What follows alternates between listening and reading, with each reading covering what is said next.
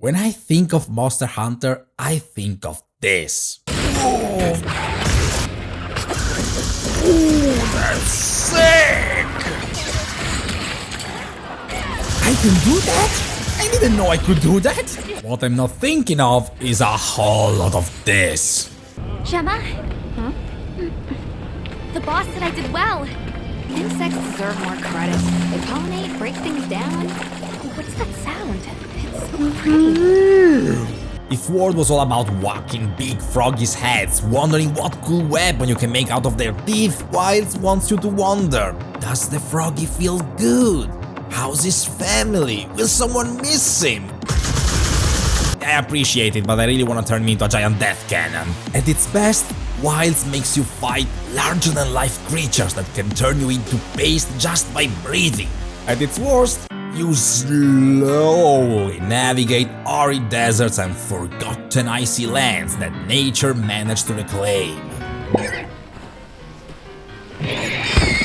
These sections slow the pace, but boy oh boy do they look pretty. All those little details and small creatures moving around, and I'm wondering just when will I get to cook them all? I can't finish murdering a big spider that I already thirst for more, and the fights are so satisfying. Capcom has been in the business for a long time, okay? Longer than Jesus. They have perfected the formula for a good boss fight with their patented Resident Evil big glowy spot.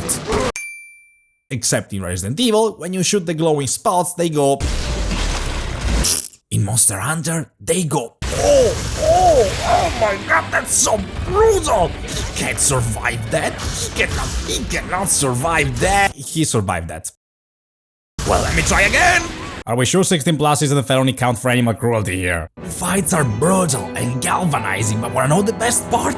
You're not ready for the best part. This is the boring story-ass part. The endgame? Oh, the endgame is... What an unusual eldritch tongue they speak. There are storms and crap and the seasons on top of the seasoning. And you kill new monsters in new areas and... Listen. There are two types of gamers, the ones who like Monster Hunter and the fake gamers who watch Sword Art Online and think it's good. Monster Hunter Wilds is gaming magic, like literal magic, cause I'm sitting here saying all this dumb shit. This is called the monster's spore. When all I wanna do is killing 5 more Conga Donka, when instead I should be thankful it's over. Because think about it, endless grinding, repetitive tasks, luck-based loot mechanics, I should hate this game. Not sure it meets one's definition of fun. But I don't, cause I really want that cool Evangelion costume. Monster Hunter fans will be angry that this one is a pretty easy game, but I suck at Monster Hunter because I keep switching weapons and never learn how to use any of them, so I get killed like an idiot because I pressed triangle and circle instead of R2 triangle circle while the moon is in Jupiter to get the correct attack. To those people I say, okay, if you want to spend a whole afternoon going after a single monster, you can still play World. Wilds is all about momentum, my man. It's about going from the first area to the final dungeon in one single run while decimating an entire ecosystem.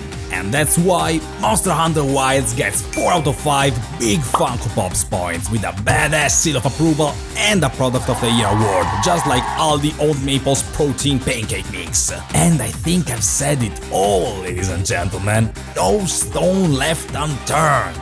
Wait, what about the plot? There's a plot? Nobody cares about this stuff, it's just an excuse for my hammer to go bonk on some bastards, but apparently the devs cared.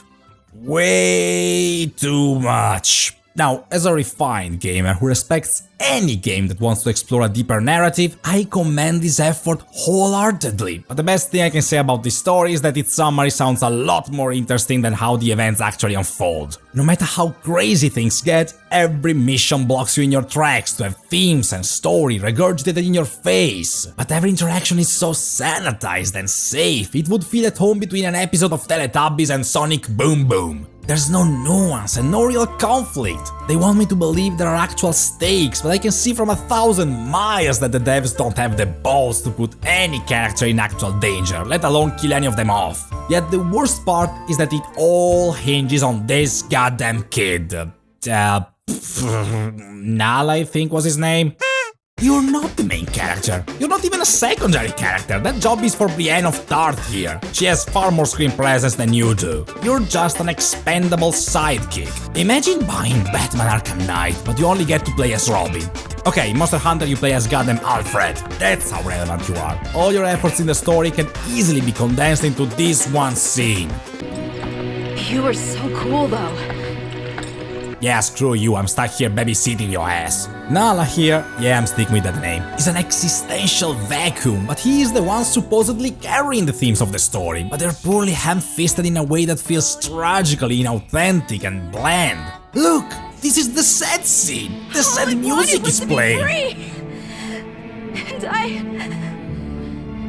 And I'm still bored. Cutscenes act as long exposition dumps with stilted and lifeless dialogues where characters barely get any real chance to grow. And lots of food cutscenes. Why are these cutscenes so long? That pizza looks good though. It's probably the best part of this whole thing. There's a strong concept for a good story hidden in Monster Hunter Wilds. One about the relationship between mankind and nature. About living creatures and their own nature. A story where the hubris of brilliant minds has to come to terms with the consequences of meddling with the natural order of things. That story came out 35 years ago and it's called Jurassic Park.